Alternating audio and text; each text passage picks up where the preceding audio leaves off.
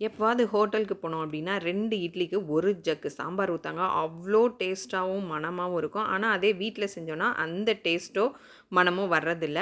ஆனா, இந்த மெத்தட்ல செஞ்சீங்கன்னா, சும்மா டேஸ்ட் அப்படியே இருக்குங்க. 1 கப் துவரம்பருப்பு, 1/4 கப் பாசிப்பருப்பு சேர்த்துட்டு நல்லா கழுவிக்கோங்க. பருப்பு முங்குற அளவு தண்ணி விட்டுட்டு, பெருங்காயம், மஞ்சள்தூள் சேர்த்துட்டு ஒரு 4 விசில் விட்டு நல்லா வேக விட்டுருங்க. இப்போ மிக்ஸி ஜாரில் 2 தக்காளியை கட் பண்ணி சேர்த்துக்கோங்க. சீரகம், மிளகு, மல்லி, பூண்டு, 4 மிளகாய் சேர்த்து இது மாதிரி ஃபைன் பேஸ்ட்டாக அரைச்சி எடுத்துக்கோங்க. இப்போ கடாயில் தேங்காய் எண்ணெய் விட்டுட்டு கடுகு போட்டுருங்க. கடுகு வெடித்ததும் சாம்பார் வெங்காயம், பச்சை மிளகா, கருவேப்பிலை சேர்த்துக்கோங்க. இப்போ ஆல்ரெடி அரைச்சி வச்சுருந்த பேஸ்ட்டை இதோட ஆட் பண்ணிவிட்டு தேவையான அளவு உப்பு, 1 டீஸ்பூன் மிளகாய்த்தூள், மல்லித்தூள் சேர்த்துட்டு நல்லா மிக்ஸ் பண்ணிக்கோங்க. நெல்லிக்காய் சைஸ் புளியை கரைச்சி இதோட மிக்ஸ் பண்ணிக்கலாம். இப்போ பருப்பை நல்லா கரண்டியால் இது மாதிரி மசிச்சு விட்டுருங்க. நல்லா கொதிக்கட்டும். இப்போ பருப்பை இதோட ஆட் பண்ணிக்கலாம்.